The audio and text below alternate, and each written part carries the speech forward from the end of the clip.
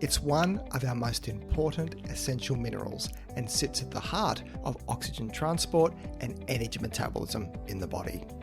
In today's podcast, I put the spotlight on iron, outline its key functions and explore the food factors that control how much of it we absorb. Because iron deficiency ranks as one of the world's most common nutritional disorders, I will go into detail of the consequences of this, how deficiency is tested for, and importantly, how it can be managed with diet and supplements. Welcome to the Thinking Nutrition Podcast. My name is Tim Crow, and I'm a career researcher, educator, and science communicator, with most of this spent in the field of nutrition. How do you make sense of so much conflicting information in the field of nutrition?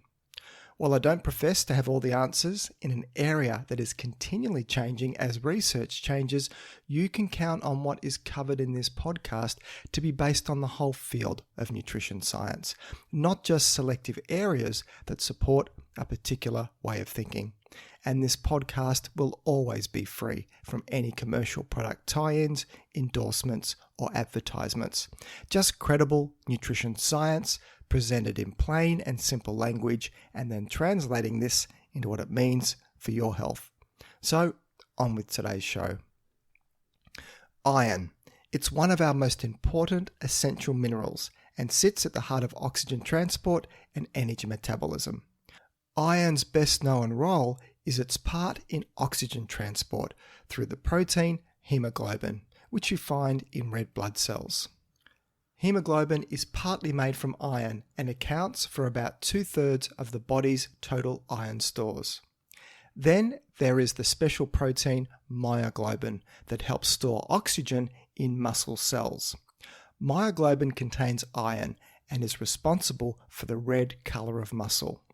Muscles are big users of oxygen during exercise, so myoglobin helps meet those demands for oxygen. Many enzymes in the body also feature iron as part of them, including those involved in energy production. And finally, a well-functioning immune system relies in part on sufficient iron in order to fight off infection. Many of the symptoms of iron deficiency can be seen to be directly related to its function in oxygen transport, energy production, and immune function.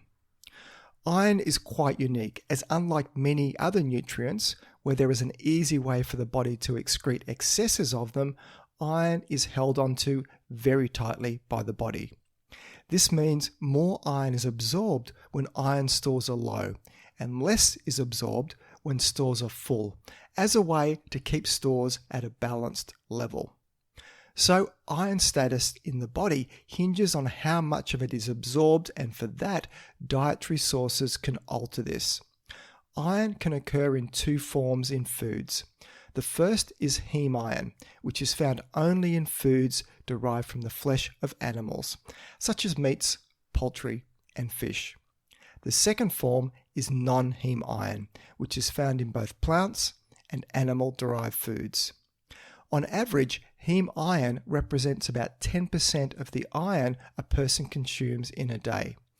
Even though heme iron accounts for only a small proportion of intake, it is so well absorbed that it contributes to up to about 1/3 of the iron absorbed in a typical omnivore diet. Overall, about 18% of dietary iron is absorbed from mixed omnivore diets. For vegetarian diets, though, this figure drops to about 10%. This is because the vegetarian diet lacks the more absorbable heme form of iron, while also being high in food substances that can reduce the absorption of iron. In addition to dietary influences, iron absorption also depends on a person's health, stage in the life cycle, and iron status, as well as individual genetic variations. Our bodies adapt very well, though, to changing needs. For example, in pregnant women who need the most iron, absorption can increase by 60% relative to pre-pregnancy levels. Now, outside of animal-based heme iron, which is absorbed very well, vitamin C also enhances non-heme iron absorption from foods eaten in the same meal. It does this by capturing the iron and keeping it in the more soluble and absorbable ferrous form. On the other side of the coin, there are some dietary factors that bind with non-heme iron, reducing its absorption. These factors include phytate, which is found in legumes and whole grains. Phytate is the main storage form of phosphorus in many plant tissues, especially in bran and seeds. The vegetable proteins in soybeans and other legumes and nuts can also reduce iron absorption, along with polyphenols found in tea and coffee. While some studies have found that oxalic acid, which you find in spinach, silver beet, and beetroot leaves, may reduce iron absorption, more recent studies find these effects are relatively insignificant. Calcium has also been considered an inhibitor of both heme and non-heme iron absorption, but recent research suggests that over a long period, calcium has a limited effect on iron absorption. But let's put all this into context. If you only ate to optimize absorption of nutrients, then you would starve to death, as all nutrients can interact with each other to an extent by either increasing or decreasing absorption. So treat this as a case of swings and roundabouts, where inhibitors and enhancers may cancel each other out, particularly in a diet that includes a wide variety of foods. Knowing about iron inhibitors is more useful if you have diagnosed iron deficiency, in which case you may put a bit more attention onto them. For everybody else, best to carry on and ignore most of this and just enjoy food. So what about deficiency then? It is big news and why I've chosen iron as the topic of this podcast. Iron deficiency is the most common nutritional disorder in the world. As well as affecting a large number of children and women in developing countries, it is the only nutrient deficiency that is also significantly prevalent in industrialized countries like Australia. The numbers are huge. Almost 2 billion people, that's over 30% of the world's population, have anemia, and many of these cases is due to iron deficiency. Depletion of iron stores and iron deficiency can occur in all age groups, but particularly in children, and also in women after the onset of menstruation, as well as the elderly, people following a vegetarian diet, and in disadvantaged populations such as Indigenous Australians, refugees, recent migrants, and institutionalised people. Preventing and correcting iron deficiency are high public health priority areas. Iron deficiency, though, is not always caused by inadequate dietary iron, but may result from various medical conditions. Dialysis treatment in people with chronic renal failure can lead to loss of iron. Gastrointestinal inflammatory diseases such as Crohn's disease or celiac disease may impair iron absorption as well. Then there is iron deficiency arising from gastrointestinal blood loss. Excessive intake of zinc supplementation may also impair iron absorption. Just to focus a bit more on the vegetarian diet and iron status, as this gets a lot of attention. A 2018 review looked at the iron status in people following this way of eating, and I'll link to this study in the show notes. Now on to the findings. Vegetarians, on average, do have a higher risk of having depleted iron stores, and at least globally, a higher proportion of vegetarians compared to non-vegetarians have iron deficiency anemia. So this is especially true for premenopausal vegetarian women. But in an interesting turn, if you look at more Western countries like Australia, where we enjoy a varied food supply, vegetarians are no more likely to suffer from iron deficiency anemia than non-vegetarians. And this was the topic of a review paper in the Medical Journal of Australia, which I'll link to in the show notes. Having low iron stores without iron deficiency anemia has not been shown to adversely affect normal body function to any greater extent. Iron deficiency clearly only impairs function when hemoglobin concentrations are measurably decreased, and this is what, in fact, anemia is. So iron deficiency is not a black and white thing. It develops in stages, with anemia being the final result. For anyone that has had blood tests done to check for iron deficiency, you may be familiar with some of the following from pathology test results. In the first stage of iron deficiency, iron stores diminish. This can be seen by a decrease in ferritin in the blood. Ferritin reflects iron stores and is a valuable initial indicator that stores are dropping. The second stage of iron deficiency is characterized by a decrease in the transport of iron. Here, blood iron levels fall while levels of the iron-carrying protein transferrin increase. Increasing transferrin is one way that the body compensates for low levels of iron. And how smart is the body? So together, measuring both iron and transferrin can determine the severity of the deficiency. The more transferrin and the less iron in the blood, the more advanced the deficiency is. The third stage of iron deficiency occurs when the lack of iron limits hemoglobin production. This is the stage called iron deficiency anemia. So remember, you can be low in iron but not have anemia, whereas iron deficiency anemia is seen with low hemoglobin and a low hematocrit. Now, hematocrit is the percentage of the blood volume made up by red blood cells. In iron deficiency anemia, hemoglobin synthesis decreases, resulting in red blood cells that are pale and small. These cells can't carry enough oxygen from the lungs to the tissues. Without adequate iron, energy metabolism falters. The result is fatigue, weakness, headaches, apathy, pallor, and poor resistance to cold temperatures. Because hemoglobin is the bright red pigment of the blood, the skin of a fair person who has anemia may become noticeably pale. In a dark-skinned person, the tongue and eye lining, normally pink, is very pale.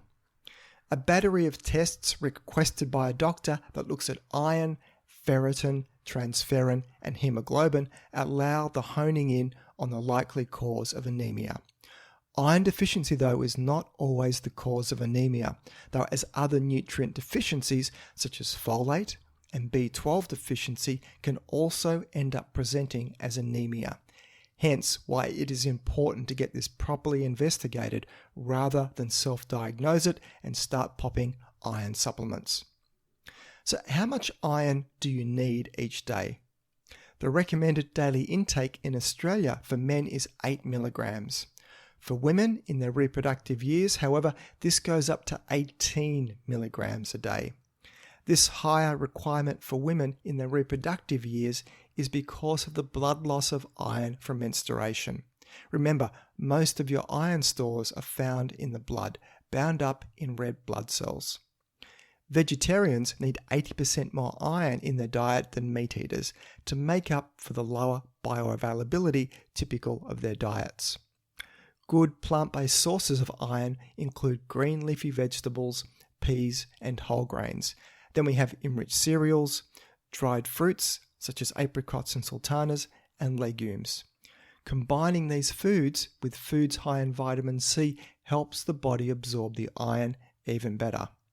So what about iron supplements?